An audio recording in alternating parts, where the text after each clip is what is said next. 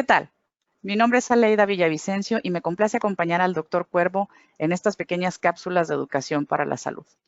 Cuéntenos, doctor, ¿de qué nos va a platicar en esta ocasión? Buenas tardes. El día de hoy el tema,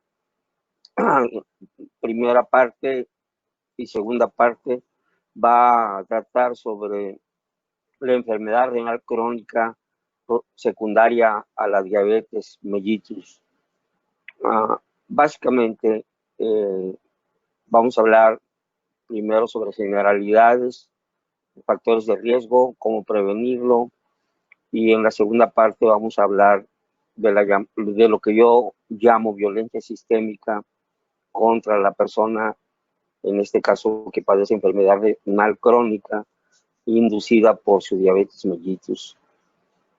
Voy a empezar el día de hoy con una cita del doctor Martin Luther King.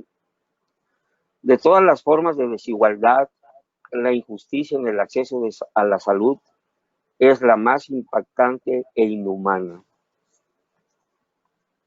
De acuerdo a la encuesta nacional de salud de 2018, a 8.6 millones de personas sufren diabetes mellitus.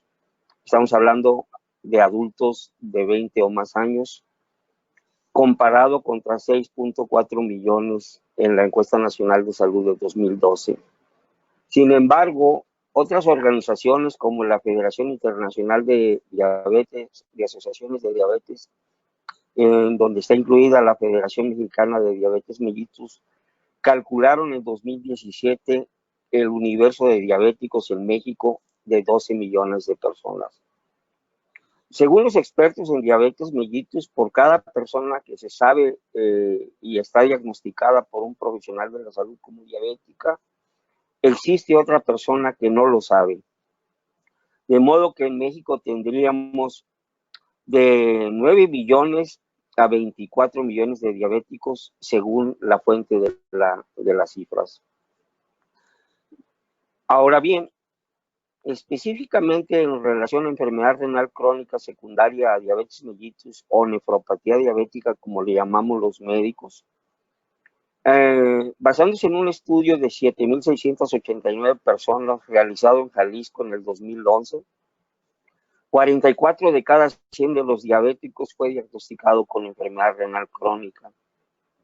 Los autores del libro La enfermedad renal crónica en México, los doctores Tamayo y Orozco y el doctor Lastiri Quirós, publicaron este libro bajo los auspicios del CONACYT y la Academia Nacional de Medicina. Ellos calcularon que en México a ese momento había 6.2 millones de personas diabéticas, que multiplicado por 2 serían 14 millones de personas diabéticas. Los mismos autores calcularon que hasta el 98% los mismos autores señalaron que de esos 8 millones de diabéticos que habíamos mencionado, 6.2 millones de personas diabéticas tenían enfermedad renal crónica en diferentes etapas, sin que la mayoría o un gran número de dichos pacientes supieran que padecían enfermedad renal crónica. Los mismos autores señalan que 98 de cada 100 están en la etapa 1 a 3, que afortunadamente puede ser controlada e inclusive reversible. Pero 2% de ellos van a necesitar tratamientos sumamente complejos y costosos para sobrevivir. Básicamente 3, diálisis peritoneal en sus diferentes modalidades, hemodiálisis y trasplante renal. Para la etapa 4 y 5, que se consideran etapas irreversibles. Doctor, ¿cómo puede un paciente no saber que tiene una enfermedad renal crónica? Por una razón muy simple. En sus etapas iniciales, prácticamente hasta la etapa 4, la enfermedad renal crónica en general es asintomática. Esto es, no tiene ninguna manifestación que el paciente sienta o muestre.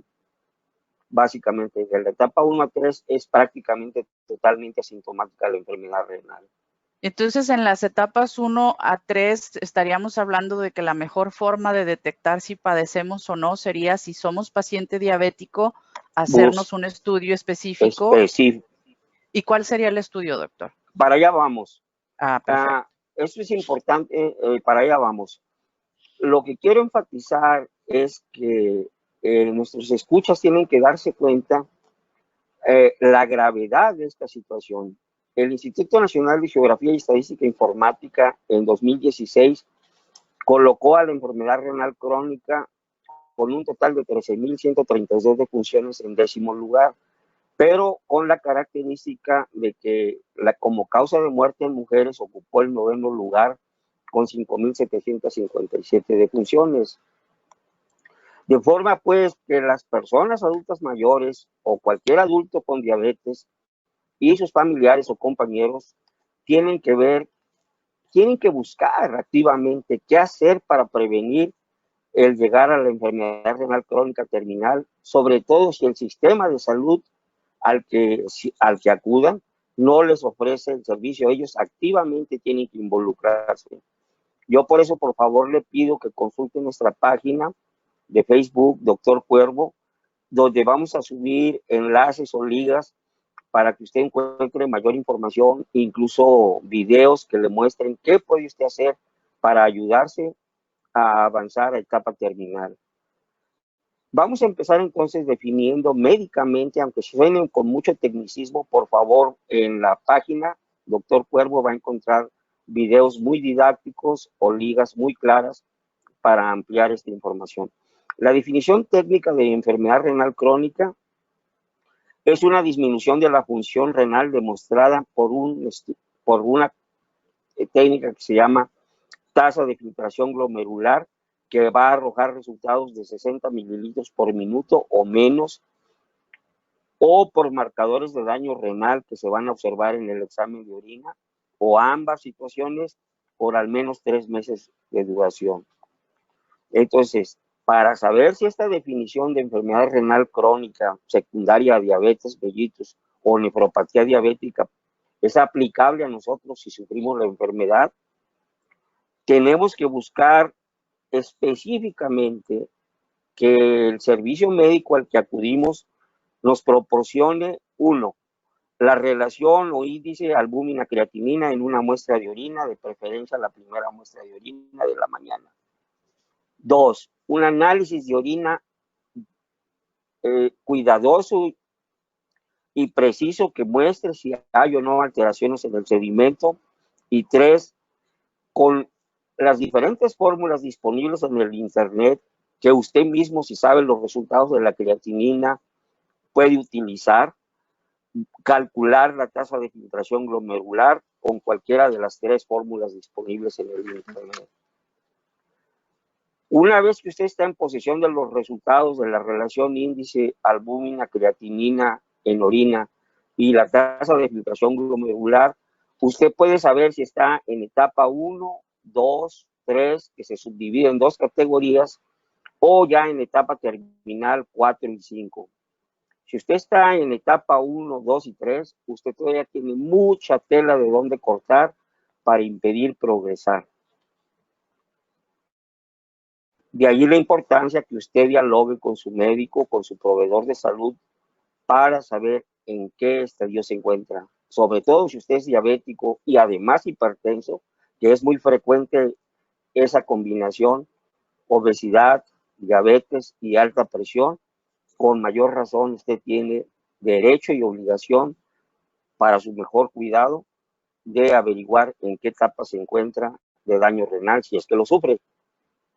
Doctor, ¿cada cuándo sería recomendable que se hicieran estos exámenes? Vamos a suponer que se hace el primero en enero de un año y le sale normal o le salen los resultados correctos, que no detecten en un momento dado enfermedad crónica, renal crónica. ¿Con qué regularidad recomienda que se hiciera? La mayoría de las asociaciones recomiendan repetirlo en un año. Cada año. Los 3 parámetros que mencionaba. Claro, sí. La relación albúmina-creatinina en orina, el análisis de orina, sobre todo haciendo énfasis en buscar anormalidades en el sedimento, y usar una fórmula para calcular la tasa de filtración glomerular. Si resulta que efectivamente usted sale que no tiene enfermedad renal crónica, ¿qué pasos puede tomar para no llegar a tenerla? Eso es, allí vamos. Los factores de Perfecto. riesgo que podemos modificar son múltiples. Hay factores de riesgo que no podemos controlar. La enfermedad renal crónica, por alguna razón que no conocemos, es más frecuente en varones que en mujeres. No, así es que el sexo, pues no hay modo de cambiarlo, genéticamente hablando. Por cirugía se puede hacer, pero no va a impactar En la eso genética, claro. en la genética. Pero si usted es diabético o usted tiene alta presión, su meta debe de ser un buen a excelente control de la diabetes. La diabetes básicamente se va a ver qué es tan bueno su control con una técnica de laboratorio que se llama hemoglobina glicosilada, que debe ser máximo del 7%, de preferencia abajo del 7%, 6.5%, pero 7% sería muy bueno. La presión arterial no debe ser mayor de 130, 80. 130 a la máxima, 80 a la mínima. Si usted tiene sobrepeso u obesidad, trabajar para no aumentar de peso y, si de ser posible, perder peso. Si usted tiene el hábito de tabaquismo, suspender el tabaco. Hay medicamentos para ayudarlo, hay psicoterapia para ayudarlo. Hable con su profesional de la salud. También tiene un impacto en la progresión de la enfermedad renal el colesterol y los triglicéridos. Son dos formas de grasas que circulan en la sangre y hay que buscar normalizarlos. Otra cosa a la que hay que poner atención es corregir anemia si lo hubiese, y si hay infecciones urinarias recurrentes, sobre todo del riñón, que técnicamente se llama pielonefritis, es muy importante estar atento a esta situación.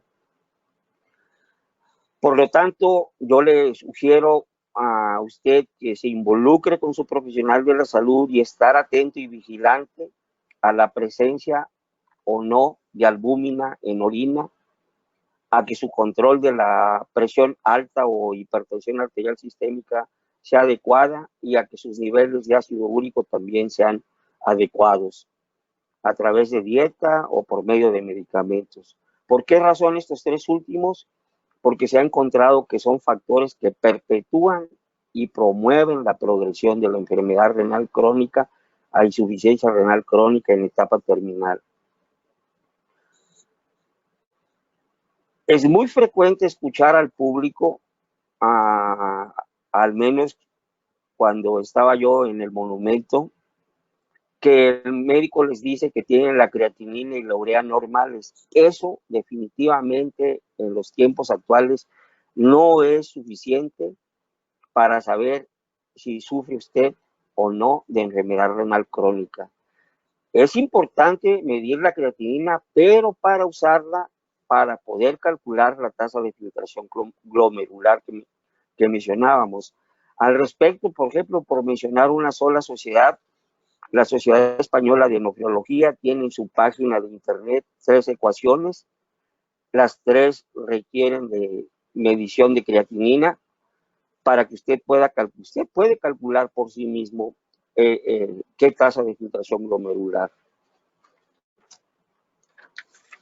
Ya una vez que usted sepa en qué estadio o en qué etapa de la enfermedad renal crónica se encuentra, usted de la etapa 1 a 3 todavía puede hacer muchísimo, y en la etapa 4 y 5 todavía puede hacer también bastante para disminuir la severidad de la situación. Las medidas que podemos implementar o llevar a cabo en la etapa 1 a 3 se llaman nefroprotección. Esto es, la idea es proteger nuestro riñón e impedir que el daño progrese. Volvemos a insistir, un excelente control de la diabetes con una hemoglobina glicada o glucosilada de 7%, un muy buen control de la presión arterial con la cifra máxima de 130 y la mínima de 80.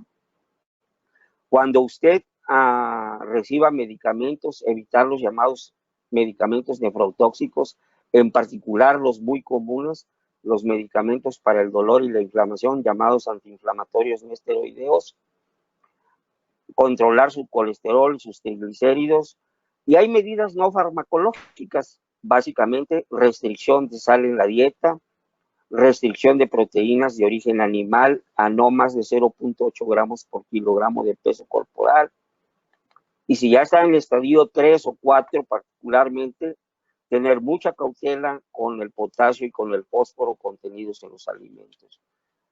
Usted puede solicitar la ayuda de un nutriólogo o una dietista calificada para que le ayude a elaborar un plan de alimentación que prevenga la progresión de la enfermedad renal crónica terminal. Sí, creo que esta sería la primera parte y vamos a elaborar en la segunda parte sobre lo que yo llamo la violencia sistémica contra la persona que sufre enfermedad renal crónica por diabetes mellitus o nefropatía diabética. Buenas tardes, gracias. Gracias, doctor. Los esperamos en la siguiente cápsula de educación para la salud con el doctor Cuervo.